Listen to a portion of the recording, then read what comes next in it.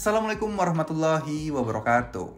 Video kali ini saya akan membahas masalah kartu kredit versus pinjol ya. Nah, tapi sebelum itu saya ingin sampaikan kepada kalian, buat kalian yang komentarnya masih belum saya balas, saya memohon maaf yang sebesar-besarnya karena saya masih ada beberapa kesibukan yang harus saya selesaikan. Nah, buat kalian yang urgent pertanyaannya, kalian bisa komen aja di video-video terbaru yang saya upload biar saya bisa balas teman-teman ya. Karena biasanya saya balas komentar-komentar yang paling atas dan kadang waktunya juga mepet, dan jadi hanya beberapa komentar aja yang bisa saya balas. Tapi insya Allah nanti kedepannya akan saya usahakan balas semua teman-teman. Oke, langsung sekarang balik ke masalah pinjol dan kartu kredit.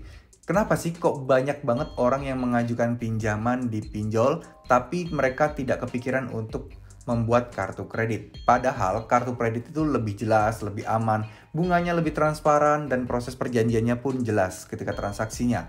Nah, kartu kredit mempunyai bunga yang cukup tinggi, tapi pinjol lebih tinggi lagi. Nah, sekarang perbedaannya adalah pinjol ini dari lembaga-lembaga pembiayaan yang non-bank ya. Sedangkan kartu kredit itu adalah dari bank resmi yang memang tidak akan, atau mungkin kemungkinan kecil akan menipu kalian atau menyesatkan kalian. Nah, sekarang mungkin banyak yang mengira ya, kalau kartu kredit itu pengajuannya susah loh. Kemudian kalau misalnya kayak pinjol semacam aplikasi paylater kayak Akulaku, Kredivo, Indodana, itu kan enak banget ya. Begitu daftar akun, semua diverifikasi dan langsung jadi.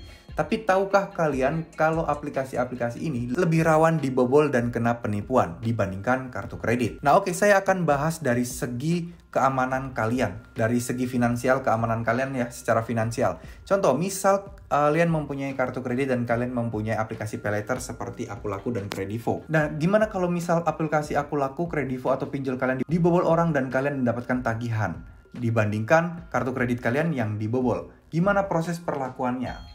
Rata-rata buat kalian yang Kredivonya dibobol, Akulakunya dibobol, nah biasanya pihak aplikasi tidak mau tahu ya teman-teman, kalian dianggap itu adalah kesalahan atau kelalaian kalian. Nah, sedangkan kartu kredit jika sampai dibobol dan kalian bisa membuktikan bahwa kalian tidak pernah men-share nomor kartu kalian atau mungkin memberikan kartu kredit kalian kepada orang lain, itu kalian akan dibebaskan dari tagihannya. Otomatis tagihan yang dipakai orang itu akan dihapuskan 100%. Kenapa saya bisa bilang begini? Karena saya pernah mengalaminya. Kartu kredit saya dibobol sama orang dari Taiwan untuk membeli makanan sebesar $10.000 Taiwan di Foodpanda. Nah, saya melaporkan ke polisi, membuat surat laporan, dan saya melaporkan ke pihak bank. Nah, itu selama waktu 3 bulan, itu tagihan semuanya yang dipakai transaksi dari orang yang ada di Taiwan itu, semuanya dianulir dan dihapuskan tagihannya, teman-teman.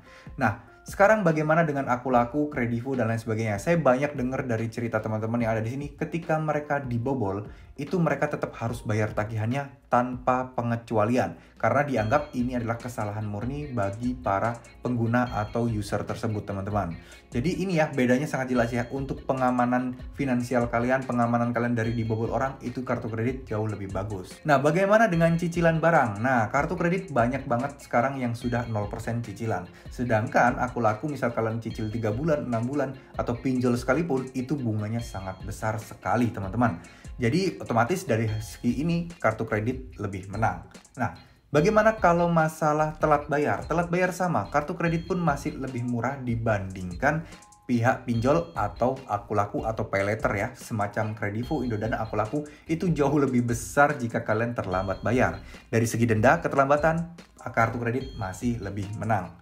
Oke, sekarang apa sih yang membuat paylater atau pinjol lebih unggul dari kartu kredit? Satu-satunya itu cuman masalah proses pengajuannya. Jadi kalian tinggal install aplikasi, kalian bisa pengajuan, tinggal tunggu dari rumah, dan kalian tanpa melampirkan dokumen-dokumen yang aneh-aneh, kalian bisa diterima di paylater tersebut. Langsung sudah bisa mendapatkan limit. Sedangkan kartu kredit, kalian perlu mengajukan, lalu kalian mengirimkan slip gaji dan lain sebagainya. Ya, terlepas kalian pasti biasanya dibantu oleh sales atau marketing kartu kredit ya. Masalah dokumen-dokumen kalian biasanya cuma butuh KTP sama NPWP aja, semuanya langsung diisikan oleh mereka biasanya ini, teman-teman. Jadi proses pengajuannya memang lebih lama kartu kredit, tapi percayalah keuntungan atau mungkin ya keamanan finansial kalian lebih aman kartu kredit dibandingkan aplikasi pinjol atau paylater, teman-teman.